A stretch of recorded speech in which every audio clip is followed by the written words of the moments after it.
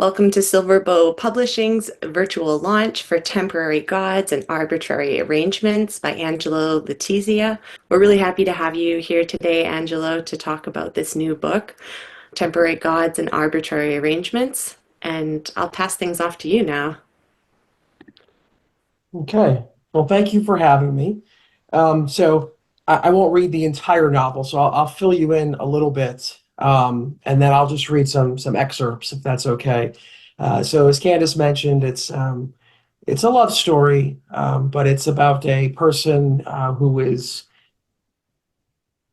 dealing with a lot of things, and he's got children. His wife is suffering from a chronic illness, and he's trying to navigate through that. He's also not as successful as he thought he was going to be, and so and then of course there's always the backdrop of just the volatility of our present age. So he's navigating all these personal challenges with the backdrop of a very scary and uncertain time. And so all of this sort of comes together in the novel. And he's a history and philosophy professor, and so he's got some interesting takes on things. So at the time, his wife is incredibly sick, and she's actually dying, and he's in the hospital, and so that's where we are. And so he's also writing a book. So he's got a reprieve from his wife for a moment, and he's writing a book. And so I'm just gonna. So this is chapter 9, and I can filter out some of the expletives. Candace, is that okay? Should I do that? You're muted, Candace. Whatever suits you best and whatever you think is best. It's your book, it's your show. All right. So all right. Okay. All right. So chapter 9, and his name is Joseph. Joseph drank. Let me just make sure. Joseph drank more coffee and finished his breakfast. He sipped the last sip and went to refill it. The hospital probably did not offer free refills, but the hell with them. He took the free coffee and more milk and sat back down. He just screwed this hospital out of about $2.76, while they screwed him out of about $80,000. No one said anything to him as he returned to his seat. He finished grading the essays and inputted the grades. It wasn't 80,000, but it was a lot of money. He had been poring over the documents and bills. He wasn't sure how he was going to pay for it all, coupled with his mortgage and some of the college loans he had taken out for the kids. The health insurance industry, that is exactly what it was. An industry that didn't produce anything. It didn't create any medicines or heal anyone. No, instead it was like the mafia with ties and MBAs. One of America's greatest inventions was to develop an apparatus to screw hardworking people out of their money. But what could he do? He remembered the lyrics to one of his favorite songs. Despite all my rage, I am still just a rat in a cage. And that line encapsulated his entire life. Rage, anger, resentment. These things had grown, festered as he'd aged. The cage closed in around him, year by year. And almost on cue, he heard that shrill voice emanating from the TV, like the voice of some arrogant god. We are here today to make America better. The historic tax cut will bring jobs back to America, will enrich the middle class. The trials against me were distraction, but I have prevailed. And then it will enrich those that already have enough, Joseph said to himself. Joseph put on his headphones. He could not listen to this drivel. Like some Buddhist monk, he just wanted to disengage from the world and live in a mountain cabin. And almost like a pre-planned script, as soon as that politician was finished, the news station cut to another well-known face. My opponent believes. Joseph writhed in his seat, even though he was no longer listening. Like a rat in a cage, both of these politicians have been accused of various crimes. And while it is innocent until proven guilty, everyone knew they had done it. There was incontrovertible evidence, but it did not matter. Like all powerful men, they were able to evade any sort of accountability. There's no accountability in the universe, no justice. There is no deserving. There's no level playing field. There just is. But then he remembered the philosophy papers he was grading, and in some way they always gave him strange comfort. These stupid clowns on the television, rich and powerful, people who pretended to have people's interest at heart, were all charlatans. They grew fat and rich, while the majority of people just got by or suffered. Most did not give a crap about the people they represented. But that is where philosophy comforted him. He read Plato and Nietzsche. He read history, and he understood that America was not the first to be duped, not the first country to have bad leaders. In some way or another, this state of affairs had existed since the beginning of the written word, and probably before that. Like some celestial script, we were told to hate, who to love, where to go, who to vote for. And now the scripts were even more elaborate, like rats in a cage who could press the lever for pellets. And when the pellet tumbled down into the tray, we celebrated our own ingenuity and freedom. Joseph noticed a man sitting a few tables down from him in the cafeteria. The slovenly man easily weighed over 350 pounds. A rough, scraggly beard lined his heavy face. Rolls of neck fat violently shook as the man clenched his face in agreement to the politician on TV. His lips curled into a sneer and his eyes narrowed, almost transfixed by the image on television. Drops of coffee spilled out of his cup, which he gripped with white knuckles. Joseph saw the man wore a hat and shirt in support of the politician who had passed the tax cuts, who would almost assuredly not impact this man in any extent. Excuse me, let me read that again. Um, Joseph saw that the man wore a hat and shirt in support of the politician who had passed the tax cuts which would certainly not, most assuredly not impact this man in any substantial way. Apparently, this is what progress looked like. The shirt had a giant middle finger on it, and it said, "Screw the other side." The shirt looked warm, like the man had worn it for days without washing it. He imagined the man smelled a body odor, but did not want to get close enough to find out. The shirt had a hole just below the man's right nipple, and a small patch of pasty white skin beamed out. In front of him on the table were 3 plates of half-eaten food. The stub of a jelly donut, pile of French toast with little bits of syrup that intermittently dripped onto the glass plate, and some pieces of bacon on the third plate. Joseph looked down at another student's essay, this one written by Thomas Jefferson. This essay written on Thomas Jefferson.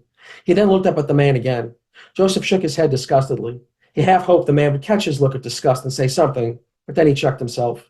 Punching out somebody in a hospital would not be very professional. Joseph had to swallow his rage and choked it down like he had done so many times before. When he finished grading his papers, he packed up his laptop. Unfortunately, he had to walk right past the man to exit. And when he did, he walked past him. Joseph almost gagged from the overpowering stench of body odor and cigarettes. He turned back and saw the man staring at the television. I'm going to move on to chapter 10. And this is flashing backwards now. So Joseph's in the hospital with his wife, it's not linear, so it goes back and forth. And so that was the year 2030. This jumps back to the year 2025. She looked like a turtle that had landed upside down on her shell. Her legs kicked fruitlessly at the air. Her arms helplessly waved at nothing. Her face contorted and a large spot of blood grew on the carpet. He had heard the unnatural clunk-clunk as she tumbled down the steps. When the laundry room door had flung open after her head smashed into it, and a little decorative wooden plaque which read, "Love Starts Here," thudded on the floor and skidded behind the wastebasket. Joseph stood at the top of the stairs and looked dumbly at Vicky for what seemed like a minute as she struggled on the worn carpet, the blood now forming a halo of sorts around her head. When he regained his senses, Joseph quickly rushed down the stairs and helped his wife sit up. I don't know what happened, she said. I think my sock caught on the carpet and my feet just slipped out from underneath me and I tumbled. Like a forensic detective, Joseph quickly scanned the wall and saw where she had banged her head. There was a slightly raised corner from a piece of molding which lined the bottom of the stairs. It looked like her forehead had slammed into that during the fall. "I think I'm okay," she sounded dazed. "Are you kidding me? We have to go to urgent care. Now, you need stitches," Joseph said as he helped her up. He might not have said that a few years ago, but one time his youngest daughter had taken a similar fall and split her eyebrow open. He stood there dumbly until another parent had suggested he take her to the emergency room. The gash on his wife's head looked similar. Experience is a good teacher. "No, I don't," she said weakly. "Let's go." He walked her up the stairs and crumbled up a paper towel. "Hold this on your head with pressure." "Okay, but I need my coat." "Don't worry about your coat. Jesus, who gives a crap? It's like 70 degrees outside." He grabbed his keys and wallet and walked her to the door. "Damn it," he said. "Where is my phone?" But then he saw it on the glass shelves in the kitchen, which were supposed to be a display for nice keepsakes, but which had turned into a docking station for all sorts of random crap. "I need my phone too," she said. He wanted to blow up on her again. She had bled through the paper towel. He quickly scanned the kitchen table, saw her phone. He grabbed it and another handful of paper towels. "My cane," she said. In one sweeping motion, he opened the door, got her cane, stuck it in her hand, walked her down the steps, and got her situated in the car. He started the car and drove to urgent care. The sign-in process was laborious. They had been here a number of times. A few weeks ago, he had to take her to urgent care for an infection on her finger. A few weeks before that, she had been sick. She could not drive herself, and he felt like a medical taxi. He began to sign in and process then, and then they waited for almost an hour. Finally, they were admitted in. He feared the nurses might think he beat her. She needed to answer the questions, but half the time she looked like a deer in headlights. "Hello, ma'am. What happened?" the nurse asked pleasantly but concerned. My sock caught on the step, and I fell down the steps and hit my head." The nurse looked at Joseph to confirm the story, and Joseph nodded. "I didn't see it. I was on the couch and heard the fall. She has MS and takes a lot of falls," he said almost defensively. The nurse cleaned up the wound and then examined it. The room seemed abnormally warm. Every time Vicky shipped it on the table, the soft plastic made a stupid little sound. If his wife wasn't bleeding, he probably would have laughed. It looks like you will need about 4 to 5 stitches. For some reason, Joseph noticed all the wadded up and used up gauze pads in the metal tray, like a snowstorm. The nurse applied lidocaine and a local anesthetic. She then began to suture the wound. It took 5 stitches. You will need to come back in a week for us to remove the stitches, the nurse said. I will send in a prescription for painkillers. Joseph walked Vicky to the car and they drove home. The air had cooled down and the October moonlight streamed in the car and illuminated alternating sections of the black leather seat. The falls had become more frequent now, but they had not risen to this level, not until now. Vicky always took little stumbles, but this was the first time a fall resulted in a trip to urgent care. Tripping hazards and obstacles of all sorts cluttered the house, which required them to undertake a process similar to baby-proofing it. Joseph dispensed the painkiller to his wife and put her to bed. She fell asleep almost instantly. Joseph looked at her with the stitches in her head. A little pool of drool leaked out of her mouth. This once strong athlete, this once curvy and voluptuous woman, was now pathetic. Her bones jutted out of her skin awkwardly. She still had some of her figure. He could see the curve under the blanket, but the damage had been done. Like some aging dog that now limped along, or a horse which broke its leg and struggled over the finish line, like an old neglected muscle car rusted out with broken bearings. He thought of something he had read many years ago in one of his undergraduate literature classes, something about the human condition. This is our course of event. This is our curse as humans. Youth, health, beauty, fate. In an instant, your joints ached and eventually stopped working. Your bones became brittle, or you contracted MS and became bedridden, a shell of your former self where all you could do is remember. There were no instructions or painkillers for the human condition. So Joseph's also a professor at a small college, and he thought it was going to be glamorous, and it's not. it's mainly paperwork, and so that's what this chapter focuses on. So this is chapter 14, and this is 2 years after that incident. The email icon beeped, and Joseph opened to read. Dr. Joy, unfortunately, the students you sent in forms for cannot be registered for this course. The email came in from the registrar. Half of Joseph's day he spent dealing with the registrar or with the business office, and usually over forms, rules, and policies that he did not quite understand. Joseph, the acting assistant dean, meaning that he was only filling in for a colleague who was on leave, had to navigate an unforgiving administration. He briefly glanced over to the copy of Kafka's The Trial on his bookshelf and gave himself a very sardonic grin. Why the hell not? He murmured to himself, when he reread the email. He typed, hoping his annoyance would come through on email. Hello, I just received an email from the other registrar alerting me that all the students have been registered, so I'm confused. Please advise. He sent the email and waited. He debated forwarding the registrar's email to his dean, but that could lead to him having to track down more forms and send in more emails. He was only the acting dean, but was expected to understand every nuance of this arcane bureaucracy, which he did not. He only agreed to this role for the stipend. He was no leader. In a larger extent, this stint at dean had generated tremendous feelings of disappointment in him. He did not envision this for himself or his career, but here he was, haggling over stupid crap he didn't really care about. Another email came in. Dr. Joy, unfortunately, the other registrar was mistaken. These students cannot be registered. God damn it, he muttered silently to himself. He had been tasked with getting these students registered, even though he was not told this beforehand. He forwarded the email to his dean with another added message. See email below. Registrar will not register them. Now what? He hesitated before sending this email because it made him look incompetent, but he didn't know what to do. He reminded himself that he was the interim dean. He waited. His dean responded. Tell them we have done this in the past, specifically the last 2 semesters. He wished his dean would just send the email herself. It would have had more gravitas coming from her. Instead, he felt like a middleman. But he sent the email back to the registrar. He looked at his phone. 2:50, Friday afternoon. Maybe he could run the clock out on this thing. The registrar would be packing up at 4 o'clock, maybe earlier on Friday. Once he finally let go of his dream of a professorship at a large research university, he opted for a smaller teaching school where he could publish things of interest to him.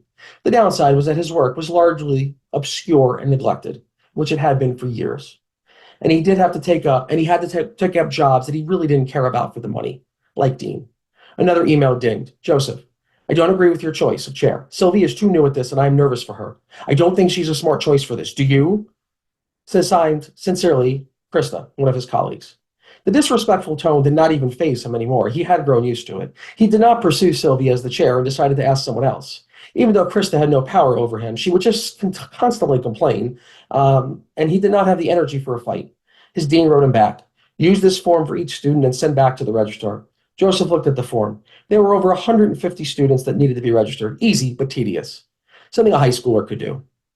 He began the process of forms. Another email popped up. Hi, Dr. Joy. I do not see what assignments are due this week. Please advise. He responded quickly, "Hello, Julie. Please check the syllabus for all dates." He hoped some of his annoyance again would come through over email. Dr. Joy. "Oh, I see them now, thanks." The registrar emailed him back. "Dr. Joy, students can take this course, however they will be charged a registration fee." Joseph shook his head in disgust. He knew this would be a major issue. He forwarded the email to his dean. In a few minutes, she wrote him back. "I will email the VP." Another unrelated email from his dean popped up again. "Greetings, faculty.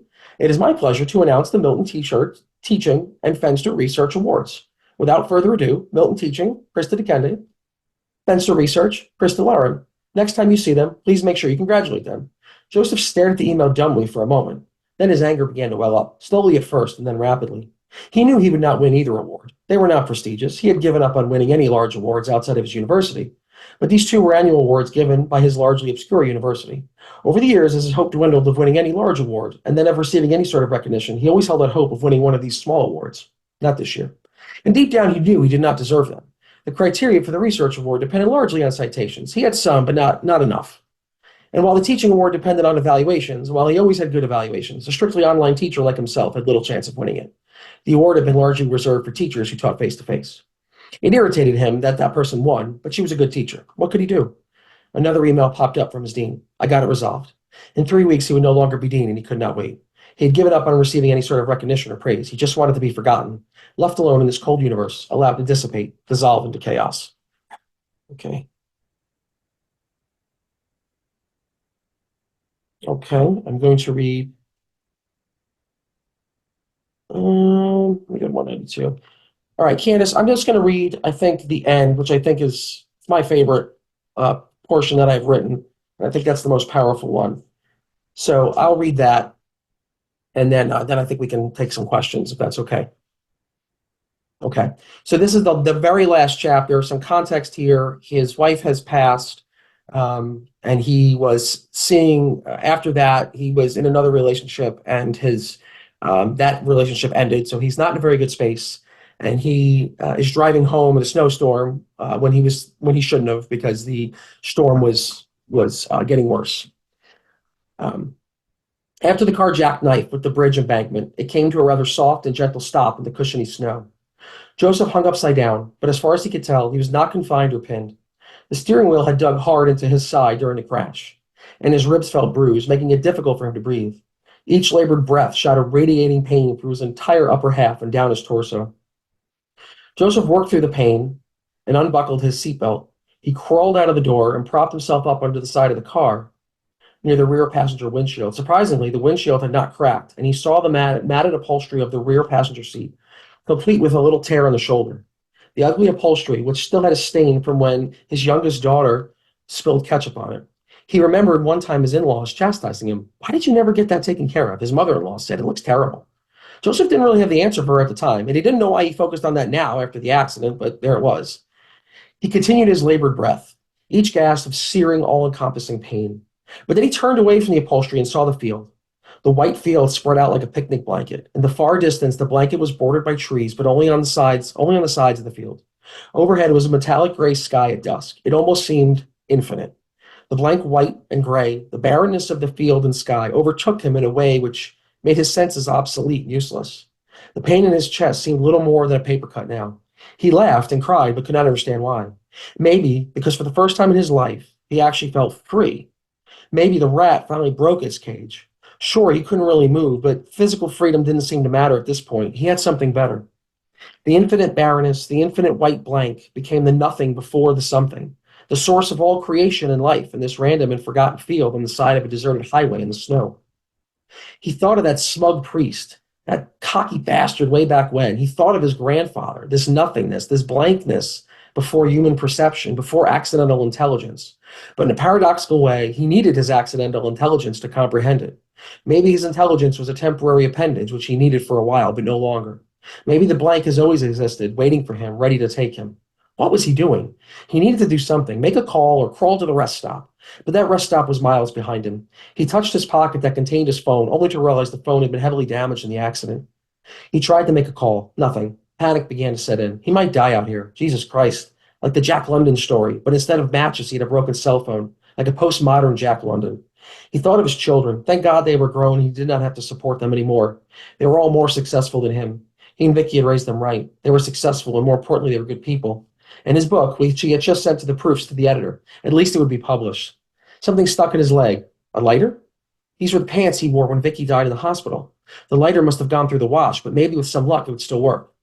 Now he seemed like a great time for a smoke. There wasn't much else he could do. The cigar, which had been wrapped, lit, and a tiny flame gave him some momentary warmth. It's a boy. He looked down and grinned at the print. So many years ago. He thought of Ron, his oldest son. He smoked one of these at Ron's birth over 30 years ago. He could barely inhale, but the warm smoke filled his mouth and it felt good. His children were better than him, and nothing made him happier. This is how it should be. Maybe this is evolution. Suddenly, the passages that his uncle read at both his grandparents' funerals popped into his head. I have fought the good fight. I have finished the race. He repeated this to himself as a sort of eulogy.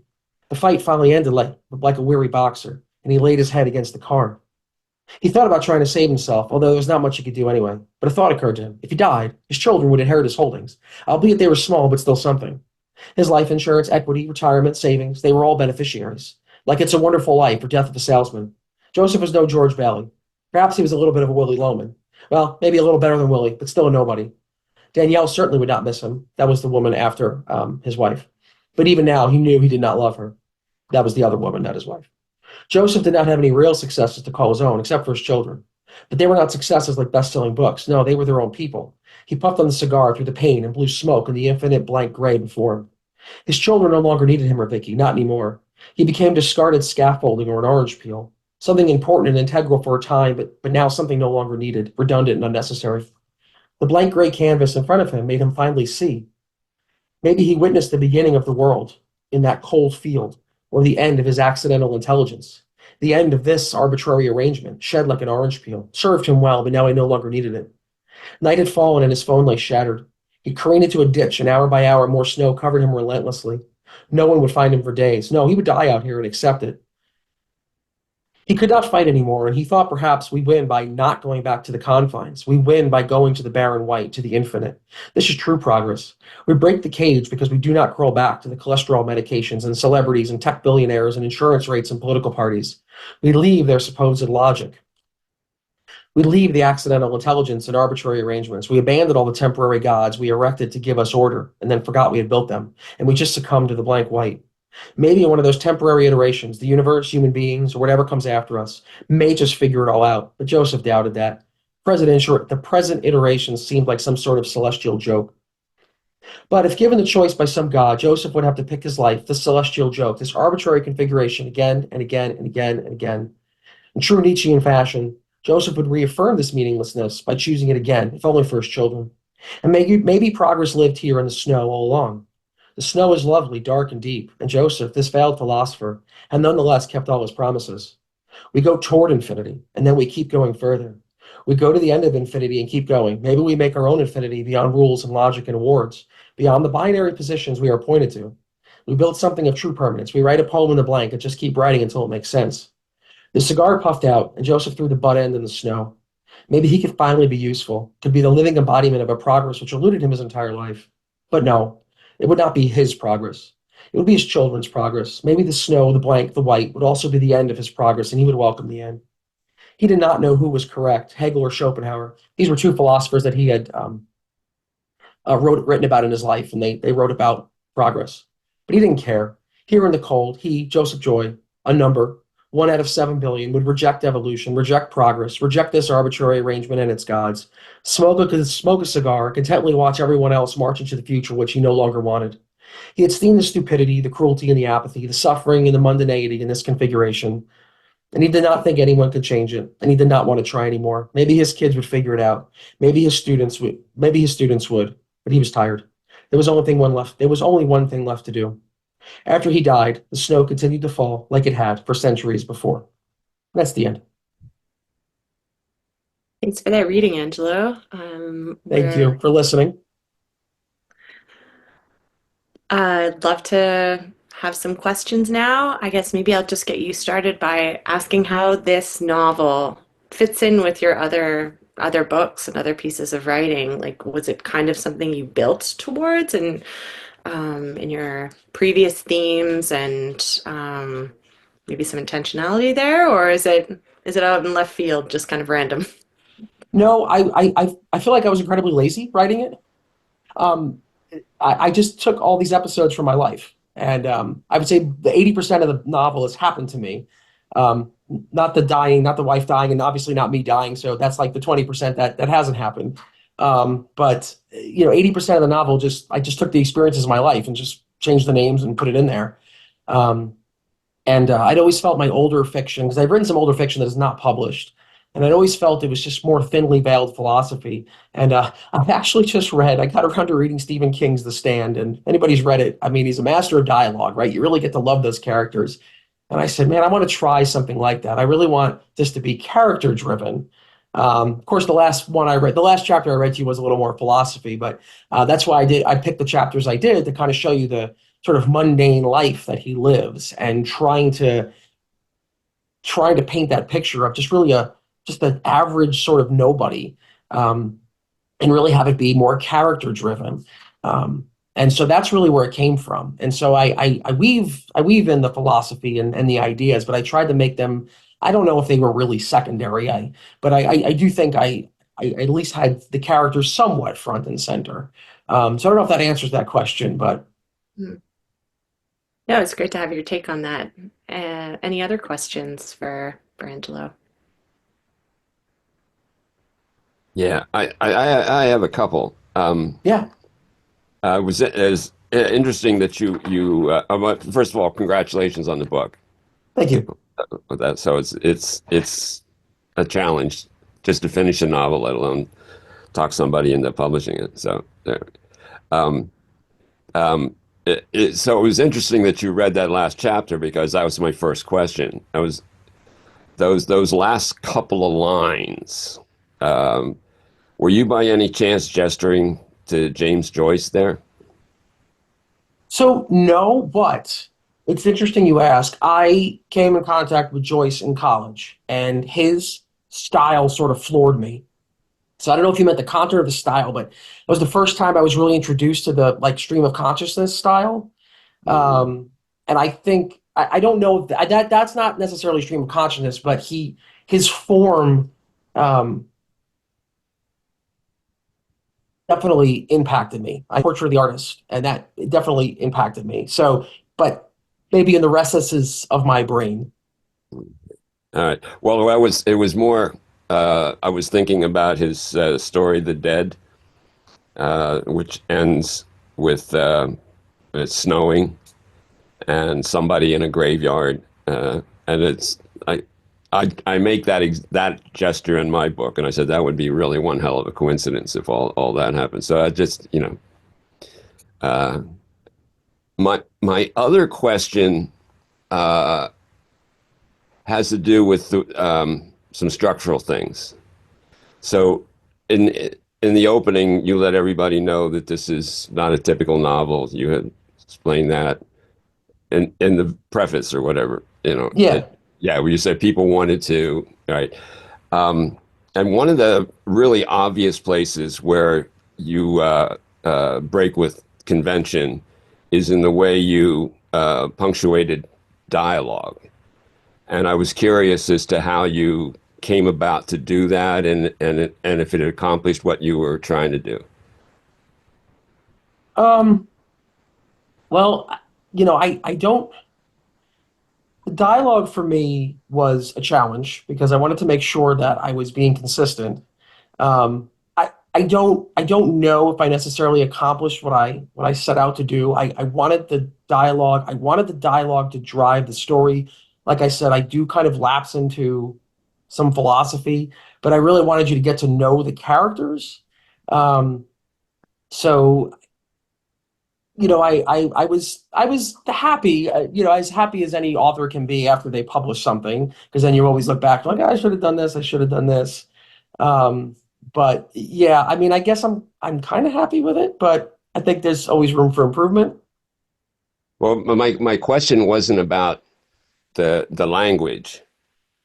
My question is more the mechanics, where like uh, you use a period where at the end of a quotation where standard usage calls for a comma, and you had to have done that on purpose. So I'm my background is back. I used to do digital poetry, Hmm. and so my background is very, very unconventional. So that kind of thing interests me, and I'm attuned to it.